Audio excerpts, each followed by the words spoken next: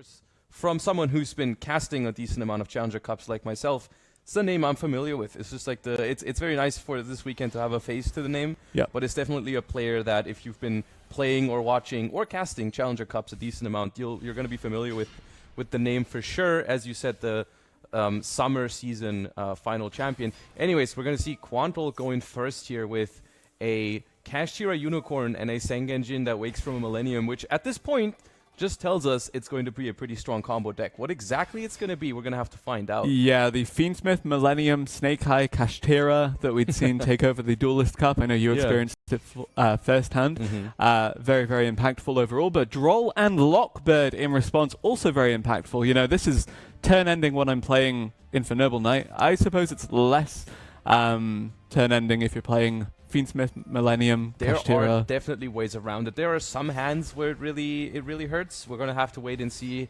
how exactly it's going to affect Quantal's play here.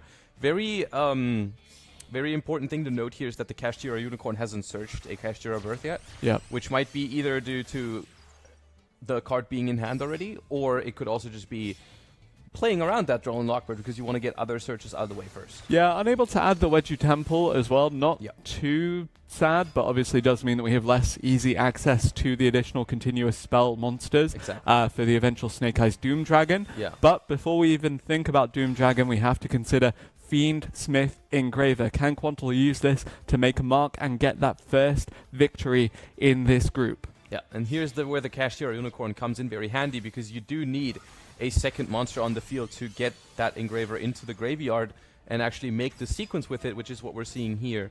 And that is going to perform a fusion summon by returning the materials from the graveyard. That's going to be 2 Light Fiends into a Fiend Smith's Latrommi. Yep, Fiend Smith's Latrommi, of course. We've seen it a lot over the past weekend. You saw it a lot in the Duelist Cup that I continue to allude to. More on that a little bit later. But Fiend Smith Engraver returning from the graveyard here. Fiend Smith infielder for a brief period of time, but now back to the grave as the Xyz summon comes through. Rank 6 should be Beatrice, Lady of the Eternal. Could be something else though. Nope, it is Beatrice. Taking Beatrice for one last ride in this tournament. And that is going to be a way to access your Snake Eye cards even through the restriction of a Droll and Lockbird, where you're not able to search any of them, but you are able to access them directly from deck to graveyard with Beatrice. And then we're going to see whatever way Quantal chooses to now access that Snake Eye Ash from the graveyard, probably a Promethean Princess. Yeah, a bit concerned that we can no longer benefit from the Ash into Poplar line thanks to the Droll and Lockbird though. Yes. It does make things a little bit more tricky, but Promethean Princess, Bestower of Flames, of course, as you said, will get back that Snake Eye Ash, presumably. Yeah, it really speaks to the power of Snake Eyes that even if you miss out on some of these effects, you still get to do a decent chunk of the things that you're trying to do. For example, here, we can still get to Snake Eye Oak. That's going to revive the Snake Eye Ash. And then once the Snake Eye Oak tags out, we can get Flamberge Dragon. Yep. And that is going to have 2 targets now, because we've gotten the Ash and the Oak into rotation.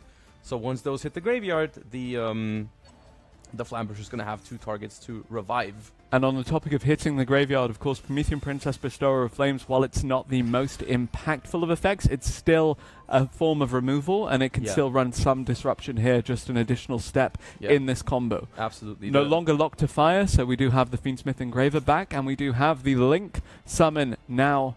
Not Link Summon, sorry. We do have the Snake Eyes Flamberge Dragon, rather, special summoned. Link Summon in a little bit. Give it some time. There's going to be links. There's going to be some link summons. Yeah. We're not done.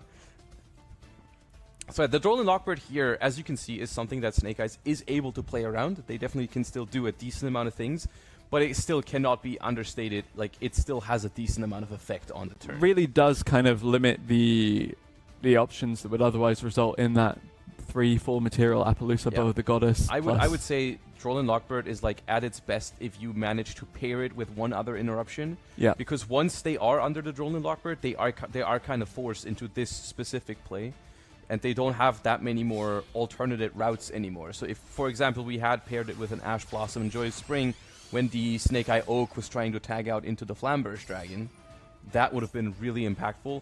But here, it seems like it was the only thing that Latrommi had to stop Quantal in any way, shape, or form so far. But, of course, the field that Quantal is about to make is not going to be the same level of impressive as Snake Eye is normally capable of. Yep. So there is the Link summon, of course, into IP Masquerena. Eventually that will find its way to the Spell and Trap card zone. It's going to be difficult in this one, because the Flamber's in the graveyard, and the Promethean is normally how you get it back. True. But because this is one of the downsides of having to start your Snake Eye combo via the Beatrice, you have to use your Promethean Princess Revive very early, so the Flamberge is not, there's no real way to get it back right here.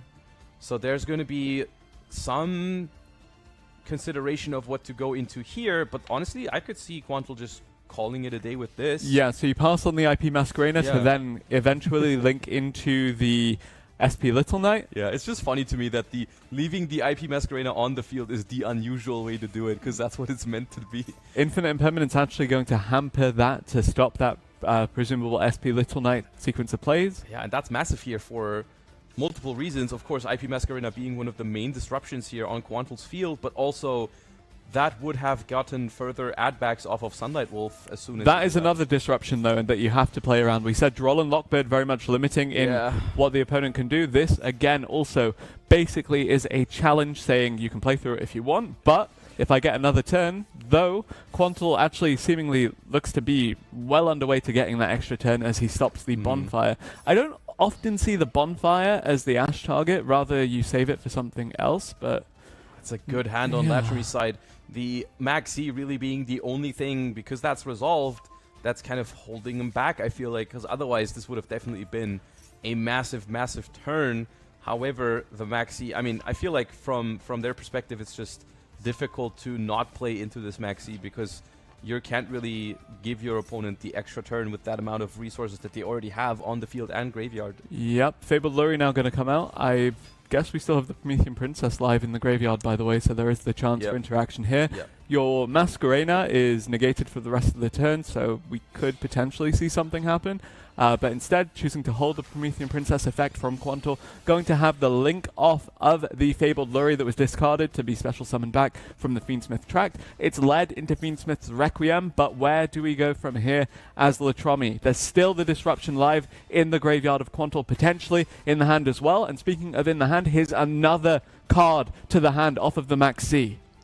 I personally think what Latrommi is saying with these plays is, I'm going to try to win this turn. Have to. At this point, you've given your opponent so many cards, and we're also very low on resources here. We're just trying our best to end the game this turn. And it's not that unlikely for it to work either, because the Ash Blossom has already been used, so the amount of cards that Quantal can draw here that actually have an impact this turn is limited, because, you know, you control cards, so Infinite Impermanence is not an option. I'm sure that's in the deck somewhere. But other than that, cards like Effect Veiler, Nibiru the Primal Being, not necessarily in every single Snake Eye deck at the moment, because they prioritize heavier engines. I think as well, yeah, going for the Millennium and the Kashtira in particular did eat up a lot of the rather tight main deck space there. But here comes another special summon, actually, as we do have the removal from the field. No special summon, sorry, rather, just outright destruction on both sides. And that is going to be an attack over the Snake Eye Ash, and what this means is two things. First of all, we have gotten rid of all the fire monsters on Quantal's side of the field, so no Promethean Princess this turn. However, it also means we're not going to be winning this turn, because we have used our battle phase to get rid of that Promethean Princess. So we're just in main phase 2 now. We're low on resources, and we keep summoning into that Maxi. Here comes a Link summon, by the way, even though we had 2 level 6s to access eventual Xyz monsters, instead just going for the sequence. That's the wonderful thing with the sequence. You use 2 level 6s to make it, but it just gives you 2 level 6s back, because it's going to summon the Latrommi, and that's going to bring back the Engraver if we so want to. And that is just going to be essentially a free Link 2 body that you can use later, because you don't basically lose any resources by going for it, which is one of its main qualities. Mattering a lot. 3 materials, by the way, so this is not Latrommi, this is instead the Fiend Smith's Desiree. Yep, and at this point, I'm quite concerned for Latrommi, because no longer having the battle phase means no chance of finishing the game on this turn. Going to have the fusion summon here instead, I believe this would be the Latrommi. Yes, we're using Tract's Graveyard Effect here to fuse, which is an interesting way to do things, but it does enable you to get the Desiree back from the graveyard with Quantal's going to have 10 odd cards at the start of his turn. It's looking like at least 10 cards for next turn, which is a rough position to be in for Latrommi here. But once again, I feel like we didn't have much of a choice because we couldn't just leave that entire field intact. Still considering where to go. Currently considering how to activate these chain links because we're targeting Desiree with the Latrommi to revive it. But the thing here is that the Desiree also has just gone to the graveyard. And it has a graveyard effect to send a card on the field to the graveyard, but it would have to shuffle in that Fiend Smith sequence from the graveyard. Yep, and you want to keep that as the equip. You really want to equip that to the Desiree. However, I do have my doubts that one Desiree equipped with a sequence is going to be enough to withstand what's going to be at least 10 cards in Quantal's hand next turn. Yeah. The Maxi really paying dividends here, and going to be a rough ask here for Latrommi. And there is a Nibiru even. Yep, there is Nibiru, the primal being drawn by Quantal, being placed onto the field. Goodbye to the IP Masquerader, but hello to Big Rock. Yeah, as if the Maxi was not already enough, we also basically remove Latrommi's entire efforts here into the Maxi, reduce it to one massive Nibiru token, but I do think that is not going to pose that much of a threat in defense position in main phase 2. I've seen scarier Nibiru tokens. What's the biggest Nibiru token you've seen? I can't remember off the top of my head, but it came at the cost of a full Elemental Hero board. I was about to say, you play Elemental Heroes and Infernobles. I'm sure you've had some big Nibiru tokens in your time. And then it becomes Link Spider, and then that leads into Snake Eyes, and yeah, lots of good things. But speaking of leading into Snake Eyes, Quantal, quite a few cards in hand, ready to go. Well, the first Unicorn was good. How about Unicorn 2? Divine Temple Snake Eye being used here. And the Unicorn, once again, not adding a card so far. Maybe the strat is just to give Snake Eyes so many cards that they can't resolve any of their search effects anymore. Snake Eyes Diabell Star being placed in the Spell and Trap card zone. Again, just additionally adding to the amount of monsters on the field eventually to allow for further Link plays. Yeah. Divine Temple of the Snake Eye is such a fun card to play with. I like how it just like gives you more resources when your opponent conducts a summon. It's a very interactive card in the archetype. Would you be cautious of a potential Nibiru, the primal being here from Latrommi? It's obviously a possibility and something that Quantal's going to have to consider. However, I feel like with this many resources in hand, and from what we can see, so little defense from Latrommi, I feel like you can just you can surely establish or threaten an Appaloosa and still have enough stuff left to continue after. Because as soon as 4 monsters hit the field here and you have a Nibiru, you're kind of forced to use it. Yeah.